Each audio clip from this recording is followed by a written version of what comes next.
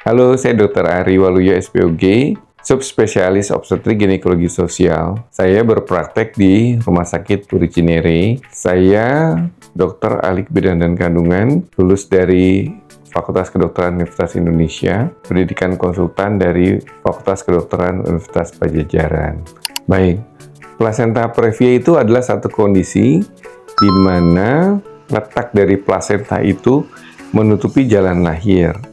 Sehingga misalnya terjadi kontraksi atau terjadi bukaan dari mulut rahim, maka terjadi luka di dalam perlekatannya tadi, sehingga terjadi perdarahan.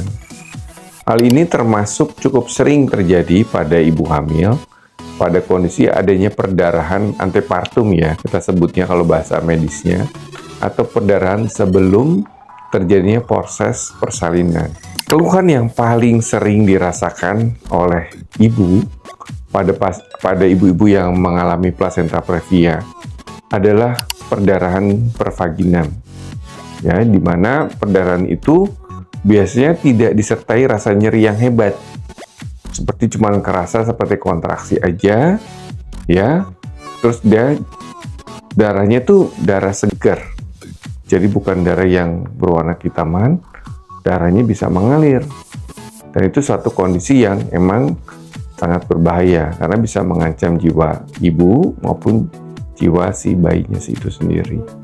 Ya, jadi plasenta previa itu banyak ya penyebabnya ya. Salah satu emang karena itu kan daripada proses implantasi itu sendiri. Jadi bagaimana hasil pembuahan itu menempel di dalam rahim. Jika dia menempel, tempat yang paling baik itu adalah di fundus. Jadi di atap daripada rahim itu sendiri. Jika dia nempelnya agak ke bawah, maka dia akan bisa menutupi jalan lahir tadi. Faktor-faktor yang bisa menyebabkan terjadinya plasenta previa adalah salah satunya adalah sesar.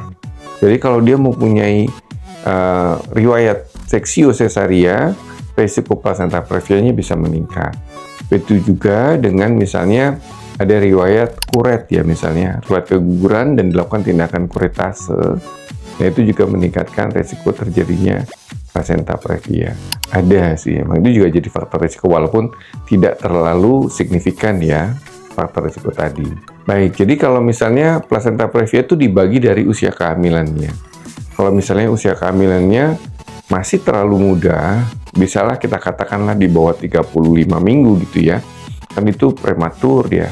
Biasanya kita akan cegah ya perdarahannya, kita hentikan, kita berikan obat penghilang kontraksi, dan kita bantu dengan memberikan pematangan dari paru-parunya. Karena kasus prematuritas itu biasanya yang menjadi sebab daripada mortalitas dan mobilitas pada bayinya adalah paru-paru yang belum matang. Jadi kita rawat, hilangkan kontraksi, dan kita beri pematangan paru. Tetapi kalau misalnya itu terjadi pada kehamilan yang usianya sudah di atas 35 minggu, itu biasanya bisa dilanjutkan dengan dilahirkan si bayinya. Hal-hal lain yang bisa menyebabkan satu kondisi di mana pada plasenta previa itu harus dilahirkan, misalnya terjadi perdarahan hebat yang mengancam jiwa ibunya, atau bayinya sudah meninggal di dalam, nah itu kita akan harus terminasi kehamilannya. Baik secara operatif, jadi melalui seksio, maupun bisa juga melalui dari pervaginan, jadi dari bawah. Itu bisa sangat tergantung dari usia kehamilan dan kondisinya ya. Walaupun sebagian besar sih itu kita lakukan terminasi itu adalah melalui perabdominam atau melalui seksio sesaria. Ya, jadi pertama kali adalah emang kita tuh hidup sehat ya. Kita juga harus mencatat faktor-faktor risiko yang emang ada pada diri kita. Seperti tadi kan, bekas seksio, bekas kuret, misalnya kayak gitu kan.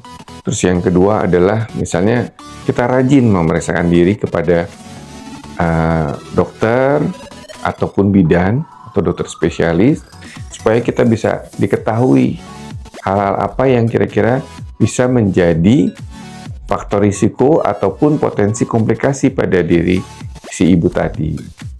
Supaya sebetulnya yang kita harapkan bahwa proses kehamilan dan proses persalinan itu bisa menghasilkan ibu dan bayi yang sehat. Sahabat-sahabat Puri Cinere, saksikan terus ya video edukasi dari Rumah Sakit Puri Cinere yang dipersembahkan oleh dokter-dokter dan dokter spesialis Rumah Sakit Puri Cinere di kanal YouTube maupun di kanal media sosial yang ada di Rumah Sakit Puri Cinere.